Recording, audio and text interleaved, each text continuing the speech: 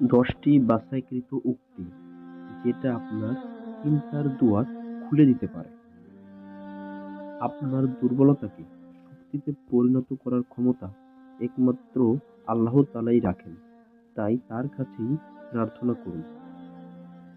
আল্লাহর কাছে আপনি প্রার্থনা করা বন্ধ করে দিলে তিনি রাগান্বিত হন।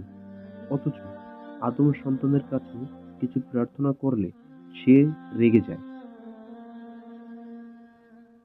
আমাদের জীবনে করা বড় ভুল কখনো কখনো আমাদেরকে পরিবর্তন করে দেয় সবচেয়ে ভালো মানুষে। অন্যকে দাওয়াত দিতে গিয়ে নিজেকে ভুলে যাবেন না, কারণ পরিবর্তন নিজেকে দিয়েই শুরু করতে হয়। আপনি যদি ইসলামকে চর্চা না করেন, দয়া করে ইসলাম সম্পর্কে কিছু বলতে আসবেন না। কখনো কখনো আল্লাহ তাআলা আমাদেরকে ভোগান্তিতে ফেলেন শুধু এই জন্যই যে আমরা যেন তাকে স্মরণ করি। আল্লাহকে ভয় করো, কেননা যে তাকে ভয় করে সে কখনো একাকিত্ব অনুভব করে না।